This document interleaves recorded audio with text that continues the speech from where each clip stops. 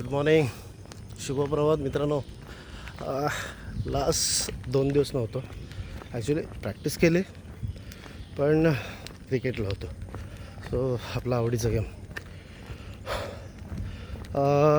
आजचा विषय थोडासा वेगळा असेल आपला.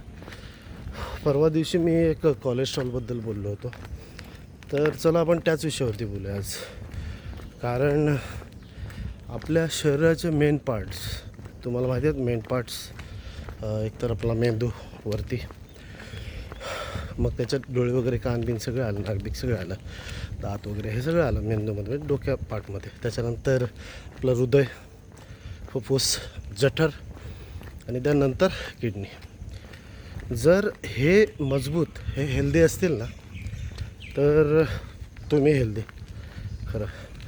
कारण ते हेल्दी ठेवायला काय लागतं? ते हेल्दी ठेवायला हे एकच गोष्ट, जे आपण आता करतो आहे ते.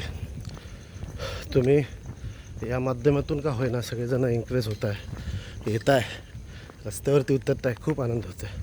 मग हे हेल्दी कसं ठेवायचं त्याच्यावरती आपण चर्चा करूया. बघा कसं असतं, डॉक्टर सांगतात, त्यांच्या शब्दात काय असतं, टॉक्सिन, शरीरात नको असलेले टॉक्सिन म्हणजे घाण पदार्थ ते बाहेर काढणं. मग ते डॉक्टर काय करतात, आपल्याला गोळ्या देऊन ते बाहेर काढतात. पण गोळ्या हे कृत्रिमरित्या झालं, ओके, म्हणजे औषधी वगैरे असं झालं. आपण स्वतः काय करू शकतो का? तर स्वतःही याच्यावरती उपचार आहे, आपण करू शकतो.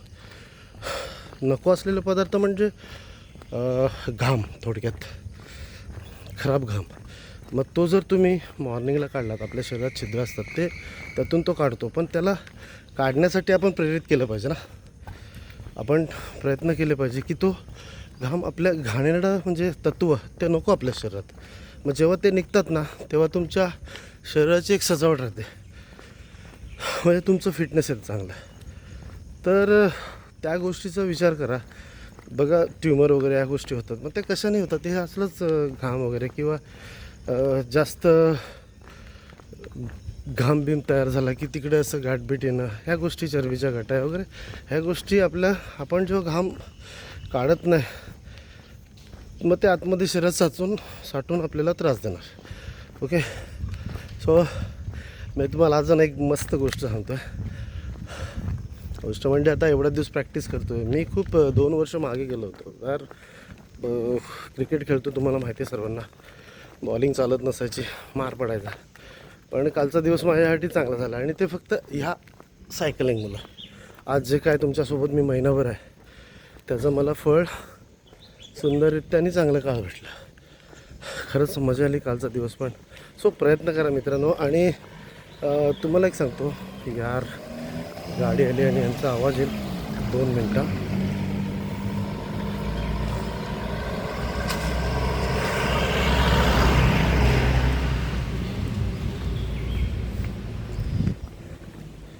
ओके, ते आवाज खूप येतो व्हिडिओमध्ये. सो बोलण्याचं तात्पर्य काय, जसे तुम्ही माझे चांगले मित्र आहात, तसेच तुमचे देखील छान छान मित्र असतील. तुम्ही त्यांना प्रेरित नसेल कराल, तर तुम्ही माझ्या माध्यमातून त्यांना माझे व्हिडिओ शेअर करून तुम्ही त्यांना प्रेरित करू शकता.